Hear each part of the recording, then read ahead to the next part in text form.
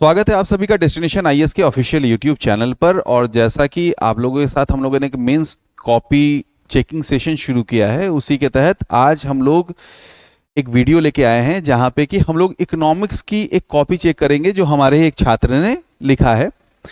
बहुत अच्छी कोशिश की गई है, नो डाउट। इकोनॉमिक्स एक ऐसा सब्जेक्ट है जिसपे कि आम स्टूडेंट्स की बात की जाए तो उनका पकड़ थोड़ा कमज़ोर ही होता है, लेकिन अगर फिर भी एफर्ट की बात की जाए तो काफ़ी अच्छी एफर्ट की गई है।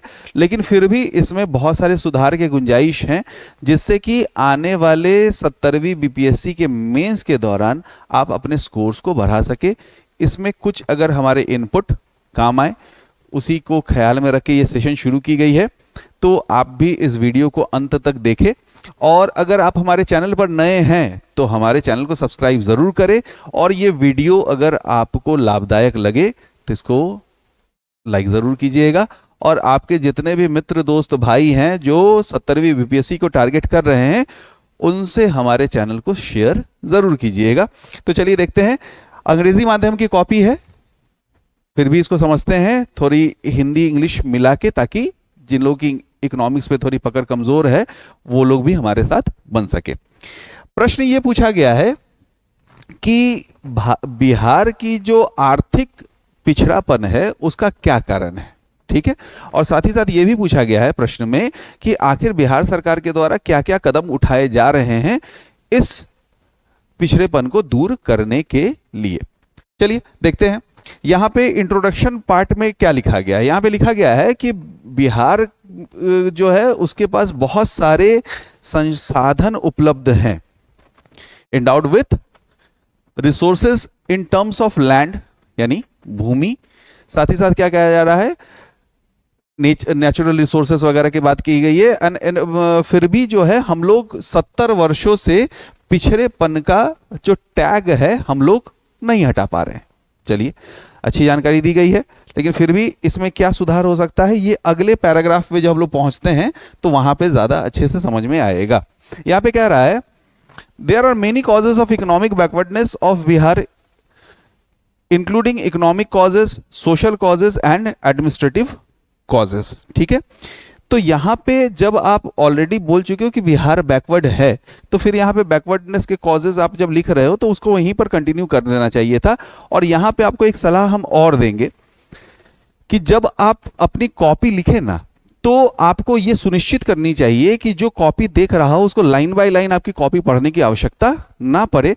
वो कॉपी अगर ऊपर से भी देखे तो उसे एक मोटा मोटी आइडिया लग जाए कि आप आने वाले पैराग्राफ में किन सब चीजों के बारे में बात आप करने वाले हैं।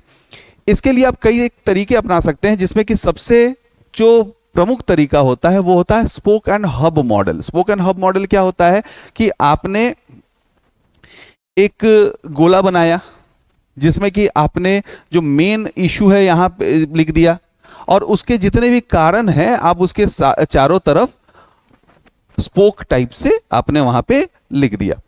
तो इससे होता क्या है ना कि जो कॉपी चेक करने वाला है उसको एक आइडिया लग जाता है कि आगे हमको क्या क्या दिखने वाले पॉइंट्स मिलेंगे। ठीक है, चलिए, जैसे यहीं पर कहा गया है कि बिहार में कई सारे कारण हैं। कौन कौन से कारण है भाई? इकोनॉमिक कारण है, सामाजिक कारण है, एडमिनिस्ट्रेटिव कारण है। तो आप क्या कर सकते थे कि यहाँ पे एक स्पोकन हब मॉडल के तहत आप एक हब बना देते, जहां पे लिख देते causes of backwardness, causes of backwardness या causes of backwardness of Bihar. और फिर क्या करते हैं ना, आप यहां से स्पोक्स बना देते जिसमें कि आप सारे कारण लिख सकते थे। हालांकि अगर देखा जाए तो आपको हमेशा शुरुआत करनी चाहिए हमारे इतिहास से। यहां पे जो कॉपी है यहां पे कहीं भी हिस्टोरिक कॉज मेंशन नहीं है, जबकि बिहार के पिछड़ेपन का एक बहुत बड़ा कारण हमारे इतिहास में भी छुपा हुआ है। जैसे अगर आप देखेंगे कि पलासी के युद्ध के बाद से ही बिहार के रिसोर्सेज का दोहन शुरू हो चुका था। इसका एक और पड़ाव आता है जब यहां पे नील की खेती को जबरन लागू करवाई जाती है। फिर एक तरीके से कह सकते हैं कि जो परमानेंट सेटलमेंट सिस्टम है वो भी इकोनॉमी के लिए, विशेष रूप से बिहार की इकोनॉमी के लिए काफी घातक सिद्ध होता है। तो ये वो इकोनॉमिक कॉजेज हैं जो कि आप यहां पे डाल सकते थे, लेकिन यहां पे इस कॉपी में इन सब चीजों के बारे में कहीं कोई जिक्र नहीं किया गया है। सीधे बात क्या की गई है economic causes, social causes and administrative causes. खैर इस चीज को अगर आप इंक्लूड कर लेते तो आपकी कॉपी जो है कहीं ना कहीं थोड़ी और इंप्रूव हो सकती थी और कुछ स्कोर्स आप यहां पे और बटोर सकते थे। चलिए, यहां पे इकोनॉमिक कॉजेज जब लिखी गई है तो वहीं स्पोकन हब मॉडल का इस्तेमाल किया गया है, लेकिन इस स्पोकन हब मॉडल को इस्तेमाल करते हुए भी एक गलती की गई है, जिस गलती को आप सुधार लें तो अच्छी बात होगी। यहां पे क्या किया गया है कि स्पोकन हब मॉडल इस्तेमाल तो किया गया है, लेकिन ये जो नंबरिंग की गई है ये काउंटर क्लॉकवाइज की गई है। तो ये काउंटर क्लॉकवाइज होने पे क्या होगा ना कि यहां पे एक तो क्लॉकवाइज होनी चाहिए, फिर 1 यहां होना चाहिए, 2 यहां होना चाहिए, 3 यहां होना चाहिए, 4 यहां, 5 यहां, 6 यहां। इससे होगा क्या कि आपका ये सीक्वेंस जिस ऑर्डर में हम पढ़ेंगे उसी ऑर्डर में हमको आगे की चीजें हमको मिलती चली जाएंगी। चलिए देखते हैं कि इन्होंने कौन कौन से कॉजेज लिखे हैं। तो आर्थिक कारणों में इन्होंने पहला कॉज लिखा है एग्रीकल्चरल डिपेंडेंसी। चलिए, दूसरा क्या है? Less industry. तीसरा लिखा है लेस इन्वेस्टमेंट। अगला क्या लिखा है? Natural calamities. और क्या लिखा है? Transfer of resources from centre. तो यहां पे transfer of resources from centre हमारे लिए प्रॉब्लम नहीं, हमारे लिए एक सहयोग है। तो यहां पे आपको लिखना चाहिए था कि low transfer of resources from centre या transfer of low amount of resources from centre, यानी हमें सेंटर से जो रिसोर्सेज मिल रहे हैं, हमें जो अनुदान मिल रहा है उसकी मात्रा बढ़नी चाहिए। दो कारणों को देखते हुए, पहला बिहार के पिछड़ापन को देखते हुए, दूसरा यहां की जनसंख्या को देखते हुए, और तीसरा यहां पे एक तरीके से हम लोग एक लैंडलॉक्ड एरिया है, तो कह सकते हैं कि हमारे यहां इंडस्ट्रीज को डेवलप करना थोड़ा मुश्किल ऐसे भी हो जाता है। चलिए आगे देखते हैं इन्होंने क्या क्या लिखा है।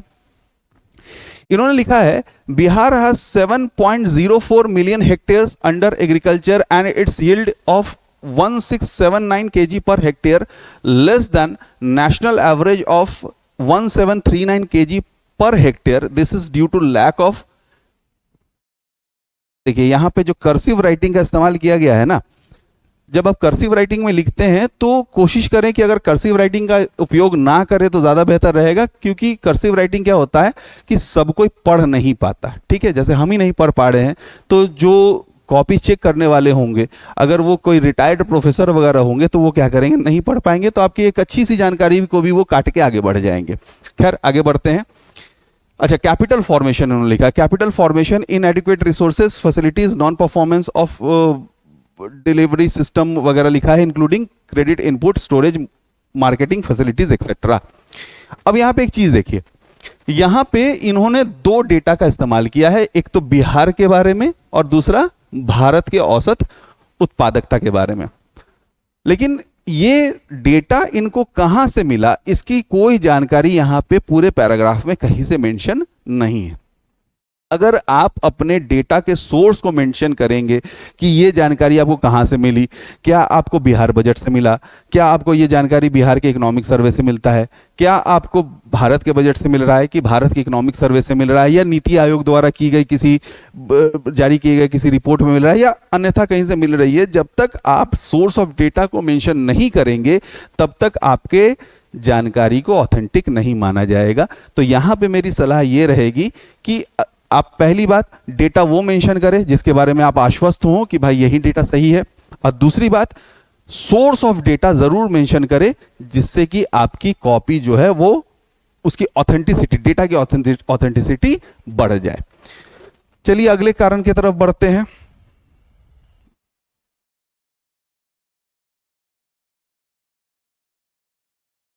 चलिए यहां पे एक और जानकारी दी गई है, फिर वही गलती की गई है। Presence of lower number of industries only 19.7% of GSDP comes from secondary sector. तो पहले फिर वही वाली गलती कि आपको ये जानकारी कहां से मिली, वो आपने नहीं दिया। और दूसरी बात यह है कि ये कम है, हमको कब पता चलेगा।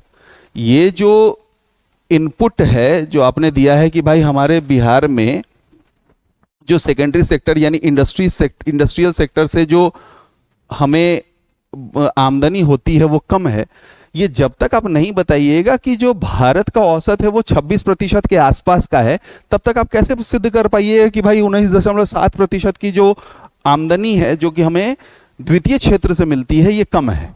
तो ये आपको हमेशा जब भी ऐसी जानकारी आप साझा करें तो वहां पे ये कंपैरेटिव आप इंफॉर्मेशन जरूर दे दें, ताकि आप सिद्ध कर सके कि आपकी जो दी हुई बात है वो सही में कम है या ज्यादा है, ये सारी चीजों को आप मेंशन कर सके। फिर क्या दिया है, lesser investment leads to infrastructural backwardness and as lack of reach road, electricity and irrigation facility. चलिए, एक अच्छी पॉइंट दी गई है कि जो इन्वेस्टमेंट कम होगा तो जाहिर सी बात है कि चाहे फैक्ट्री हो, रोड हो, इन सब चीज़ों की, या इलेक्ट्रिफिकेशन हो, अर्बनाइजेशन हो, इसकी जो दर रहेगी वो कम रहेगी।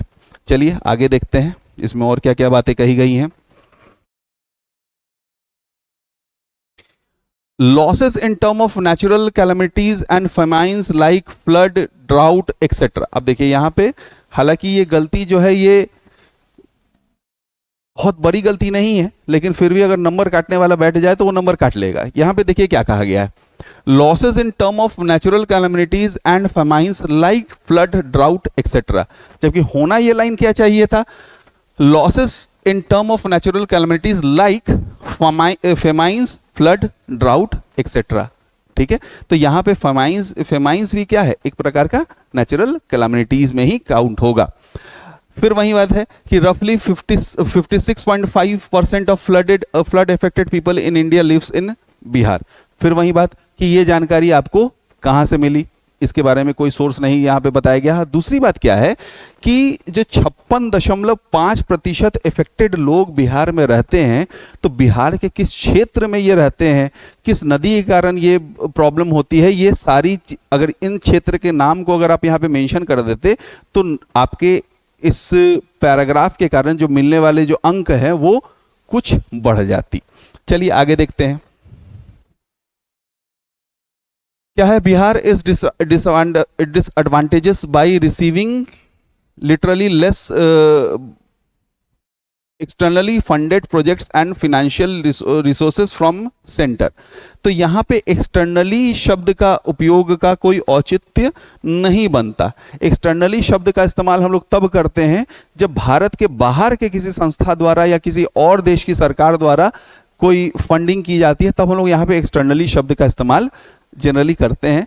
तो बिहार में जो डेवलपमेंट प्रोजेक्ट्स चलाए जाएंगे तो वो सेंटर द्वारा फंडेड होंगे, तो यहाँ पे एक्सटर्नली शब्द का उपयोग करने का कोई औचित्य यहाँ पे बनता हुआ हमें नजर नहीं आ रहा। चलिए आगे देखते हैं और क्या बातें कही गई हैं। Majority of mineral rich areas were being given to Jharkhand after partition.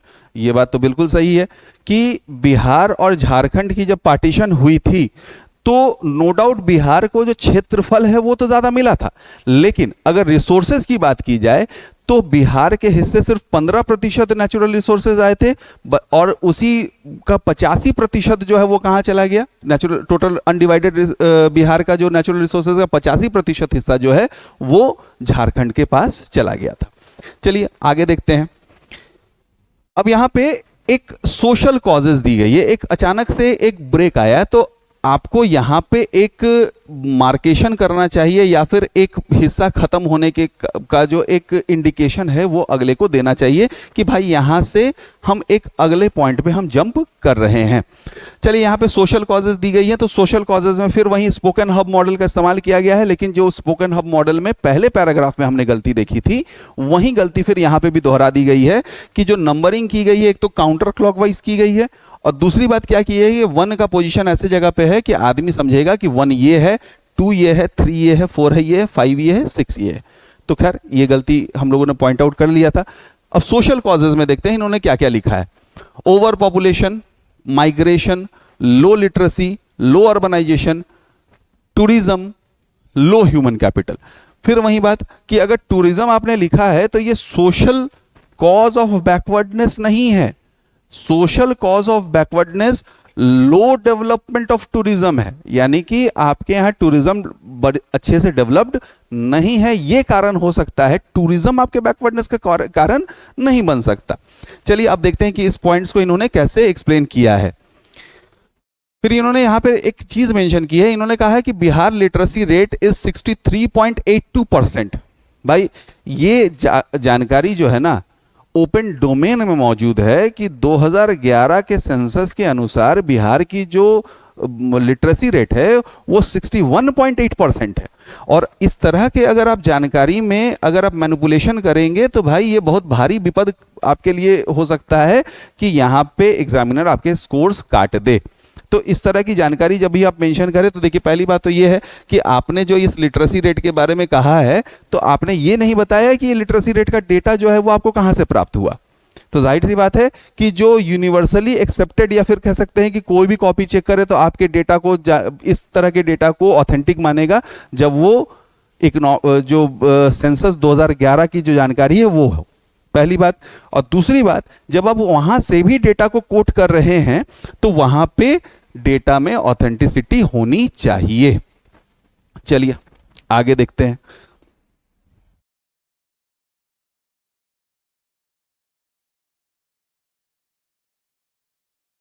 Migration of rural landless labourers outside semi and unskilled workers. देखिए अनस्किल्ड और इसके बीच में जो आपने गैप देखे ना, दो अलग शब्द बनाने की कोशिश की है, ये नहीं होता है, अनस्किल्ड एक साथ लिखा जाता है। Unskilled workers of to other states, student goes outside. अच्छा देखिए यहाँ पे भी ग्रामेटिकल मिस्टेक है, स्टूडेंट्स गोज आउटसाइड, तो ये सारी चीजों से हमको बचना है। आउटसाइड फॉर हायर स्टडीज, तो यहां पे ये क्यों करना पड़ रहा है, तो आपको यहां पे ये जानकारी देनी होगी कि लैंडलेस लेबर जो है वो खोज करते हैं नौकरी की इंडस्ट्रियल सेक्टर में, जो कि हमारे राज्य में बहुत ज्यादा विकसित नहीं है। और हायर एजुकेशन के लिए भी बिहार के जो स्टूडेंट्स हैं उनको बाहर इसलिए जाना पड़ रहा है क्योंकि एजुकेशन के प्रॉपर जो कह सकते अच्छे संस्थाएं बिहार में काफी कम या ना के बराबर है। चलिए आगे देखते हैं। Over population leads to exploitation of resources and decreasing per capita income. तो यहां पे डिक्रीजिंग पर कैपिटा इनकम, तो यहां पे भी आपको एक जानकारी देनी चाहिए थी कि लेटेस्ट जानकारी के अनुसार भारत की औसत प्रति व्यक्ति आय क्या है और उसके कंपैरिजन में बिहार की औसत प्रति व्यक्ति आय क्या है। यहां पे ये जानकारी अगर आप मेंशन कर देते तो फिर कुछ स्कोर आपका और बढ़ जाता। Due to low per capita income it suffering from immense poverty, तो यहां पे it suffering from immense poverty, ये लाइन भी फिर ग्रामेटिकली एररफुल लाइन है, इसको सुधार के लिखना चाहिए। Tourism sector is still under developed, तो यहां पे आपको ये पॉइंट जो एक लाइन में आपने लिखा है ना, इसको आप और एनरिच कर सकते थे ये कह के कि हमारे पास ना सिर्फ नेचुरल टूरिस्ट स्पॉट्स हैं, हमारे पास धार्मिक टूरिस्ट स्पॉट्स हैं, हमारे पास पौराणिक टूरिस्ट स्पॉट्स हैं, और जिसको डेवलप करके हम लोग ना सिर्फ रेवेन्यू जनरेट कर सकते हैं बल्कि हम लोग एक एम्प्लॉयमेंट का एक साधन लोगों को पहुंचा सकते हैं। और वहां तक अगर इंफ्रास्ट्रक्चर वगैरह डेवलप हो जाएंगे तो जाहिर सी बात है जो हम लोग ट्रिकल डाउन इफेक्ट कहते हैं या फिर टपकन का सिद्धांत कहते हैं, उससे क्या होगा कि आसपास के क्षेत्र के विकास के साथ साथ वहां का आर्थिक विकास भी हो सकता है। तो यहां पे ये चीज आपको लिखना चाहिए था कि भाई अंडर डेवलप्ड टूरिज्म है, जबकि हमारे पास टूरिज्म डेवलप करने के लिए हमारे पास ऐतिहासिक टूरिज्म स्पॉट्स हैं, नेचुरल टूरिज्म स्पॉट्स हैं, हमारे पास धार्मिक टूरिज्म स्पॉट्स हैं। और कह सकते हैं कि भारत के दो प्रमुख जो धर्म हैं उसका टूरिस्ट स्पॉट भारत में बिहार में है। इवन कि जो 10वें गुरु हैं सिखों के, वो भी पटना में ही बिहार में ही पैदा हुए थे। मतलब हम लोग इतने सौभाग्यशाली हैं। तो ये सारी चीजों को यहाँ पे मेंशन करना चाहिए था कि इसके बावजूद भी हम लोग टूरिज्म सेक्टर को बिहार में बहुत अच्छे से डेवलप नहीं कर पाए हैं। चलिए आगे देखते हैं। In terms of urbanization Bihar's level is at 10.4% as against all India average of 25.7%. This again reflects poor performance of in industrialization, फिर अर्बनाइजेशन, यहाँ पे अर्बनाइजेशन लिखा गया है, यहाँ पे इंडस्ट्रियलाइजेशन लिखा गया है। भाई इस तरह की गलतियां ना करें, ये बड़ी गड़बड़ दिक्कत है कि आप यहाँ पे अर्बनाइजेशन लिखना शुरू किए हैं और ख़त्म कर रहे हैं इंडस्ट्रियलाइजेशन पे। और दूसरी बात है कि अगर हम लोग अर्बनाइजेशन की भी बात करें तो भारत का जो है ना 31 दशमलव समथिंग अर्बनाइजेशन की दर है। चलिए यहाँ पे आ जाते हैं फिर एडमिनिस्ट्रेटिव कॉज पे, जो इन्होंने अगला कॉज यहाँ पे लिखा है, देखते हैं।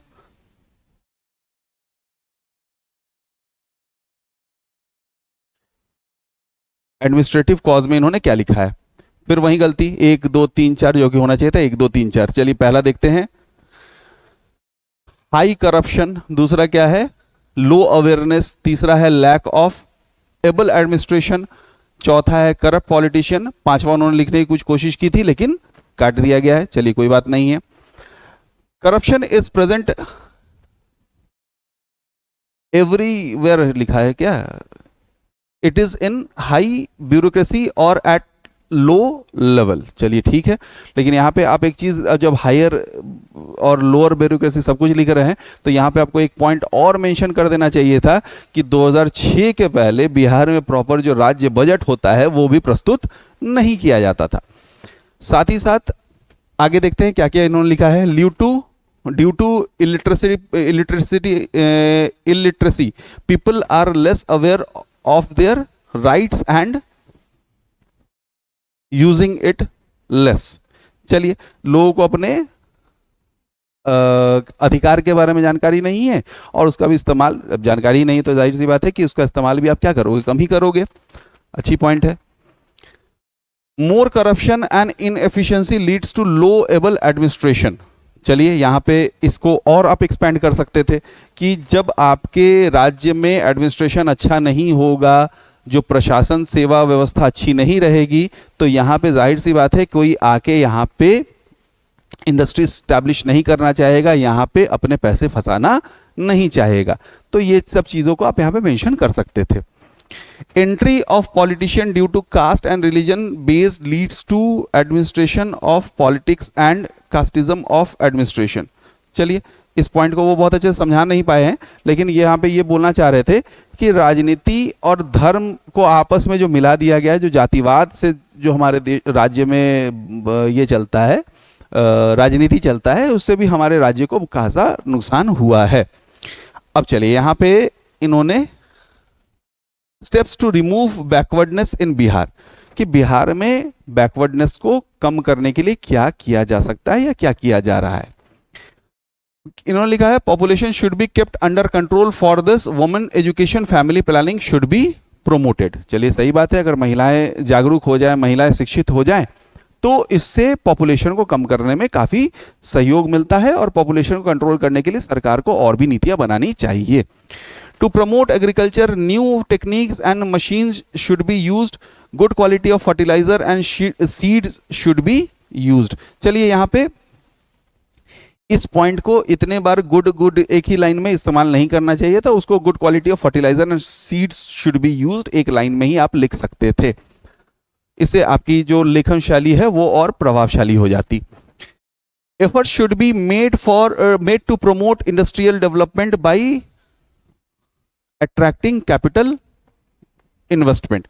चलिए यहां पे इन्होंने कहा है कि इंडस्ट्रियलाइजेशन यानी औद्योगिकरण को विकसित करने के लिए क्या करना चाहिए, कि औद्योगिकरण को विकसित करने पे हमारे राज्य में और भी पूंजी का प्रवाह बढ़ेगा।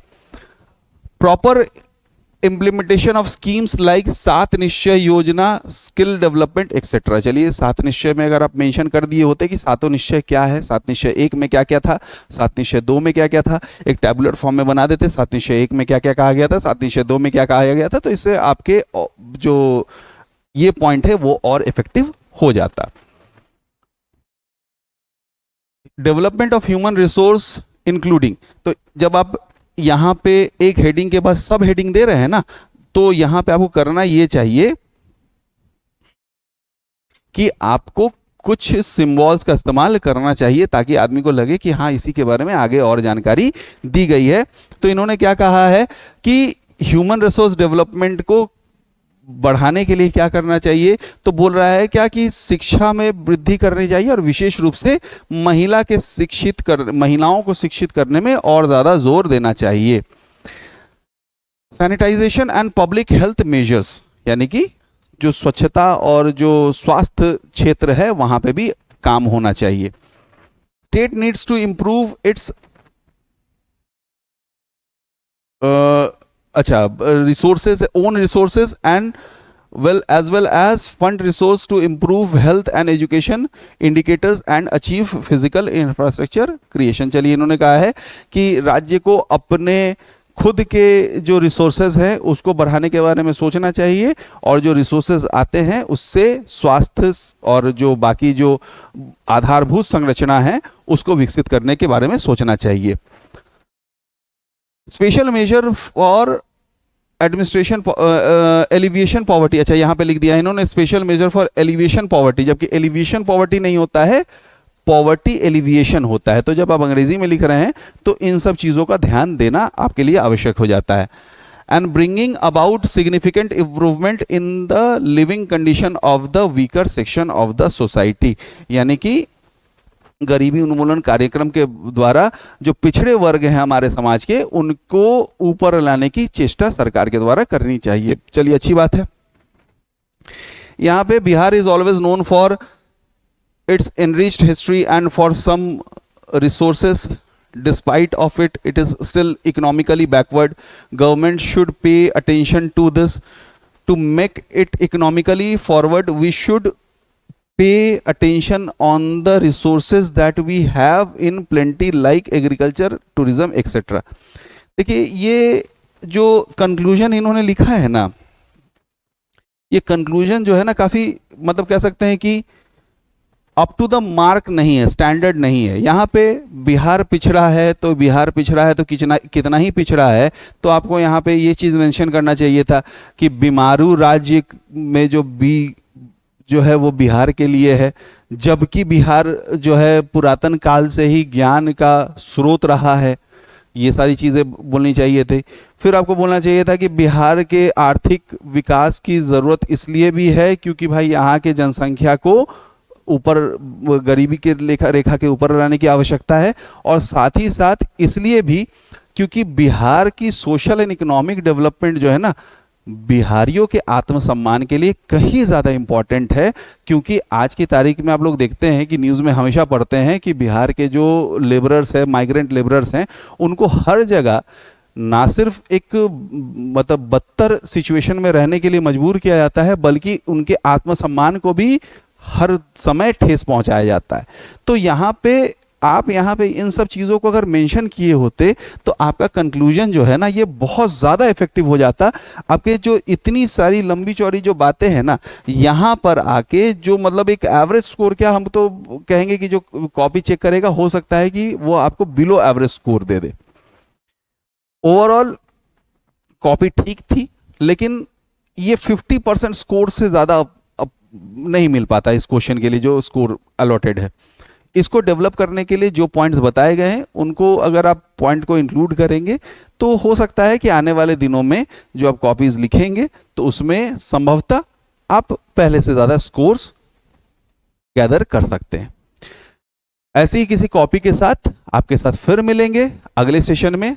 अब तक हमारे साथ बने रहने के लिए धन्यवाद।